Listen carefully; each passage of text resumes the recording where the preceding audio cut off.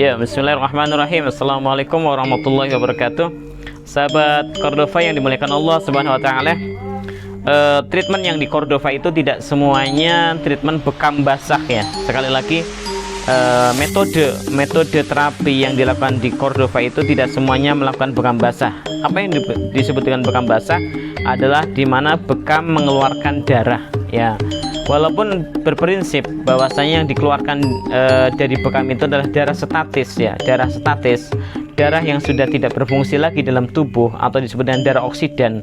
Akan tetapi harus ada pertimbangan ya, harus ada pertimbangan di mana ada pasien yang boleh dikeluarkan darah statisnya dan ada pasien yang tidak boleh dikeluarkan. Dan ini menjadi prinsip di Cordova bahwasanya pasien-pasien meskipun meminta dikeluarkan darahnya dengan darah bekam, tapi ketika hasil diagnosa daripada pasien tersebut adalah kontraindikasi untuk dikeluarkan darah, maka kita tidak mengeluarkan darah dari si pasien. Dan ini apa pertimbangannya gitu ya? Apa pertimbangannya? Karena pada prinsipnya terapi itu adalah menyeimbangkan. Ya, pada prinsipnya adalah terapi itu menyeimbangkan. Dan prinsip di Cordova ini adalah terapinya menyeimbangkan kondisi tubuh. Gimana kondisi tubuh ketika dia sedang kelebihan materi kita keluarkan. Ya, kelebihan materi apa? Materi tubuh. Baik materi maupun energi ketika berlebih dalam tubuh itu harus dikeluarkan karena dia berbahaya dan membahayakan tubuh ketika tidak dikeluarkan. Misalnya ada kadar gula berlebih, ada lemak, misalnya kolesterol berlebih, ada yang lainnya, misalnya materi tubuh yang berlebih yang menjadikan penyakit dalam tubuh, itu wajib dikeluarkan. Dan itu bisa dikeluarkan dengan metode bekam ketika darahnya betul-betul sudah statis. Ya, ketika darahnya sudah betul-betul sudah statis itu wajib dikeluarkan. Dan itu menjadi pokok di Cordova. Tetapi ada di sisi lain, ya, ada di sisi lain Cordova itu tidak melakukan bekam basah untuk pasien-pasien yang kelemahan fungsi. Kelemahan fungsi, dia ada infeksi, dia ada kekurangan energi, menjadikan lemah, maka itu tidak boleh dikeluarkan. Bahkan ketika dikeluarkan maka akan kolaps pasiennya dan bahkan penyakit akan bertambah.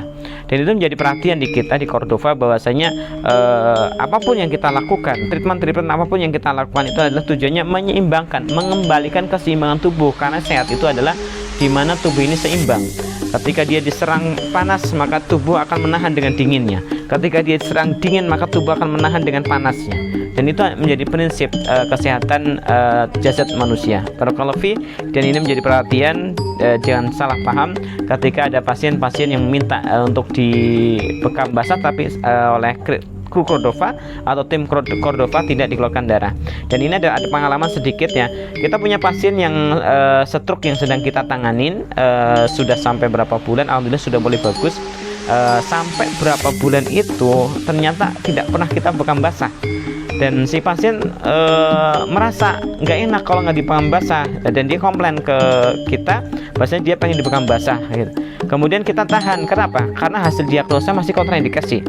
Dan ternyata si pasien tersendiri karena tidak merasa dibekam basah di Cordova, kemudian dia memanggil terapis untuk melakukan pembekaman basah di rumahnya. Dan itu qadarullah terjadi, besok paginya dia kena serangan stroke berikutnya. Dan itu menjadi wanti-wanti buat kita, buat pelajaran buat kita, bahwasanya tidak semua penyakit harus dikeluarkan darahnya, tidak semua penyakit harus dibekam basah.